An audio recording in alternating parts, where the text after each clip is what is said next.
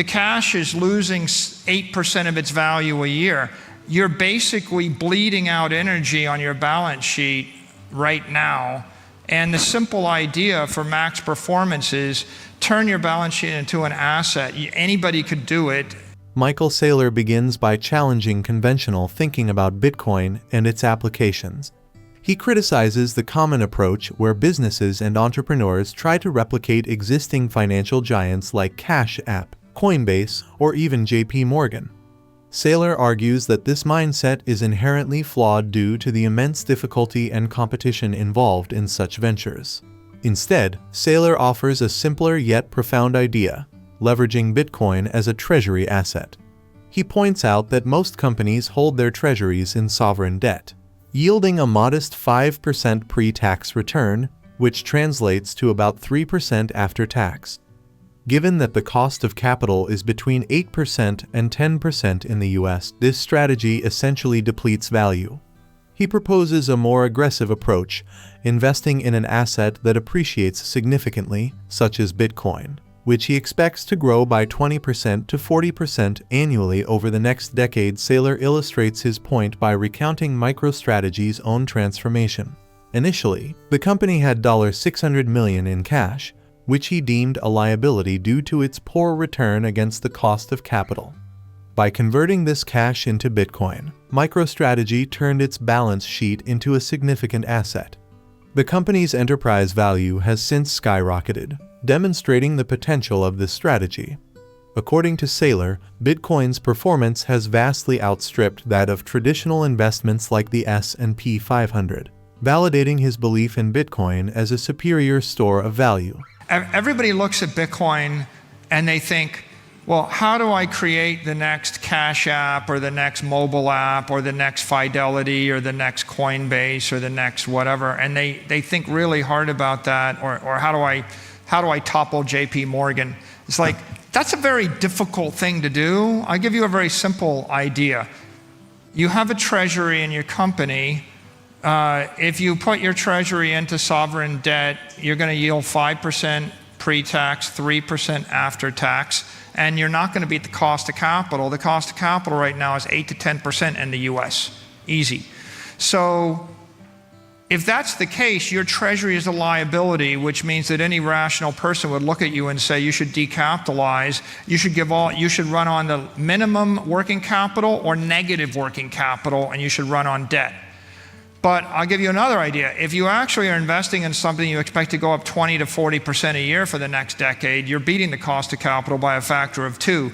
That means the right thing to do is go back to your venture capitalist or your bank and just raise $100 million that you don't need and buy Bitcoin with it.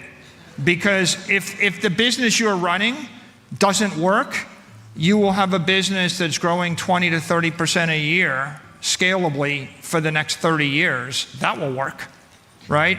You'll double the 100 million 2 times in the next 6 years. So you'll be 200, 400 million. In 6 years, when the thing that you're doing right now doesn't work, you're gonna have a business that's growing 20% a year off a $400 million base, which is a monopoly. So I think the number one, I mean, this is a simple hack, but every venture capitalist in the world is getting 2 and 20. They're getting a 2% management fee and a 20% participation. And their mandate is they have to invest in operating businesses that are private. And if they were to go and buy $1 billion of Bitcoin with limited partner capital, their limited partners would say, are you crazy? I could have bought the Bitcoin. So the VC can't buy Bitcoin, which is the risk-free return of 20, 30% a year. The VC can give you the $100 million. You can buy the Bitcoin. They end up with debt in a private company. You end up with $100, $200, $500 million business growing 20, 30% a year that's scalable, that you run with yourself and your CFO. It's good for them. They're going to make a fortune. They want to invest the money. The real problem in the world, and by the way, I'm back to the Tao of Steve. In the Tao of Steve, there's a guy sitting on the bed and he's smoking marijuana, and someone's saying, well, you know, like, why aren't you out there doing something? And he says, doing stuff is highly overrated. Okay? So here's the big idea, which is there's a couple $100 trillion of capital in the world that's debasing at 10% a year right now. And the big idea is just stop investing in toxic money, right? If you simply flip your treasury to something accreting at 10% a year, the cash is losing 8% of its value a year. You're basically bleeding out energy on your balance sheet right now. And the simple idea for max performance is turn your balance sheet into an asset. Anybody could do it. And you know, what happens? Well, the MicroStrategy story is we had a $600 million enterprise value with $600 million of cash, which was a liability. What do? We flipped it to be $600 million of Bitcoin and a $600 million enterprise, and then the Bitcoin kept growing. And the Bitcoin's been going up 40% a year. Bitcoin is going, I can't tell you what it will do, but I can tell you it will outperform the S&P 500 over time. That I'm quite sure of. So you flip your balance sheet to become an asset, and today the enterprise value of the company is $30 billion. You know, the stock's up by a factor of 10, the equity market cap's up by a factor of 20, and the enterprise value is up by a factor of 40. It took 42 months. Not 4 years. I haven't graduated from my senior year in Bitcoin. I'm halfway through my senior year in Bitcoin. But the profound idea is every company in the world has toxic assets on its balance sheet. They're all liabilities, right? And we've taught, the conventional wisdom in corporate finance is if you have capital, give it back and dividend it out. So when you invest in Bitcoin, it's probably the least risky thing you're doing. But I'm not telling you, by the way, the big idea is not just take every last penny and buy Bitcoin. The real big idea is that there are venture capitalists like SoftBank with 10 billion, 20 billion, 50 billion. Their problem is they need to invest the money, right? They need to invest the money. They need a use of proceeds. And Bitcoin is the world's greatest use of proceeds because it's accretive, it beats the cost of capital, right? And name sovereign debt does not beat the cost of capital. Cash does not beat the cost of capital. You can't, by the way, you can't do this with art. You can't do it with real estate. I mean, the closest thing would be, I'm going to raise billions of dollars. I'm going to buy high quality real estate. And so that's a real estate development thing, but that's a 20th century idea. And we're in the 21st century, and you need to think about cyber real estate. Saylor elaborates on Bitcoin's unique characteristics that make it an ideal investment. He distinguishes Bitcoin from other digital currencies by framing it as digital property rather than digital currency. This distinction is crucial because Bitcoin, in his view, serves as a reliable, appreciating asset, akin to high-quality real estate in the digital realm. He acknowledges that while government-issued digital currencies like digital dollars, euros, or yuan serve as mediums of exchange and tools for control, Bitcoin's decentralized nature and limited supply position it as a superior form of digital property. This immutability and independence from centralized control make Bitcoin a compelling choice for long-term investment and wealth preservation. Saylor extends his argument to the venture capital VC community. He highlights the inherent limitations VCs face due to their mandates, which typically require investing in private operating businesses. If VCs were to channel their funds into Bitcoin, they would likely face pushback from their limited partners, who might argue they could invest in Bitcoin independently. However, Saylor suggests that VCs could leverage Bitcoin indirectly by funding businesses that then invest in Bitcoin, thereby creating a high-growth, low-risk portfolio. I don't think Bitcoin's digital currency. I think it's digital property.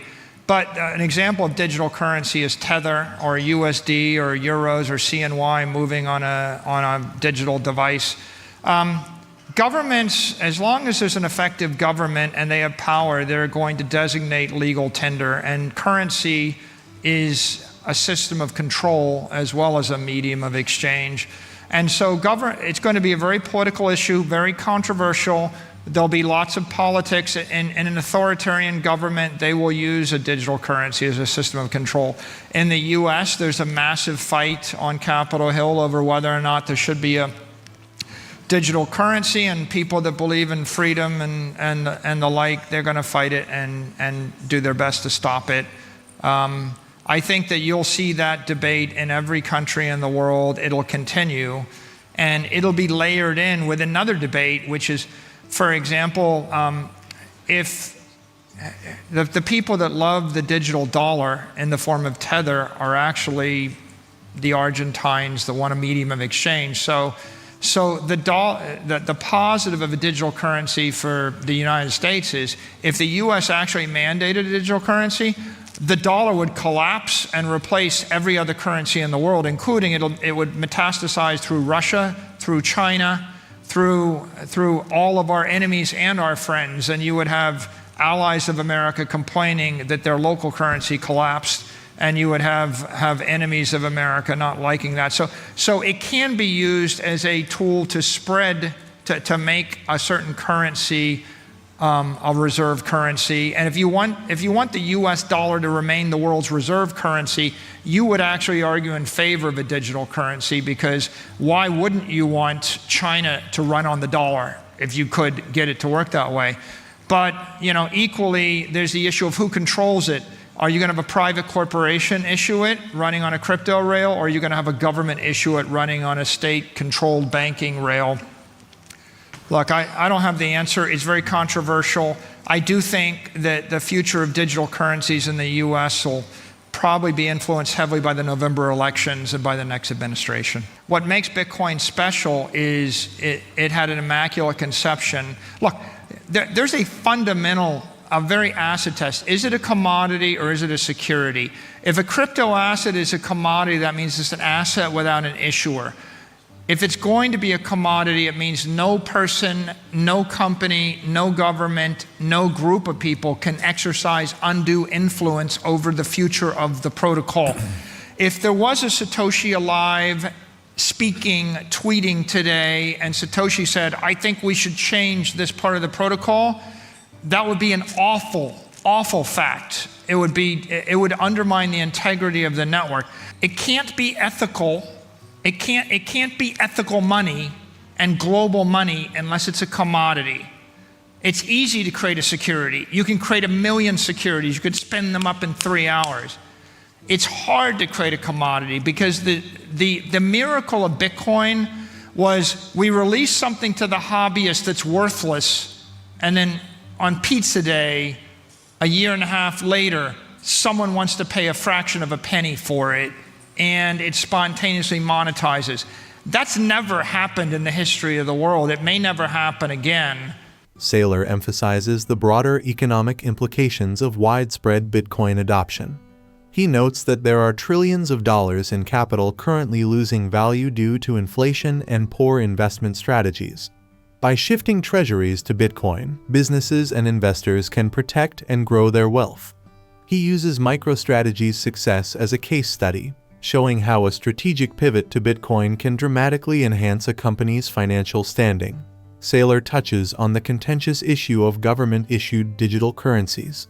He predicts significant political debates around this topic, particularly in the United States. While a digital dollar could potentially strengthen the US dollar's position as the world's reserve currency, it also raises concerns about control and privacy. Saylor points out that a government-controlled digital currency could become a tool for surveillance and control, especially in authoritarian regimes. Finally, Saylor delves into what he calls Bitcoin's immaculate conception. He explains that Bitcoin's decentralized and leaderless nature is a key feature that sets it apart from other digital assets.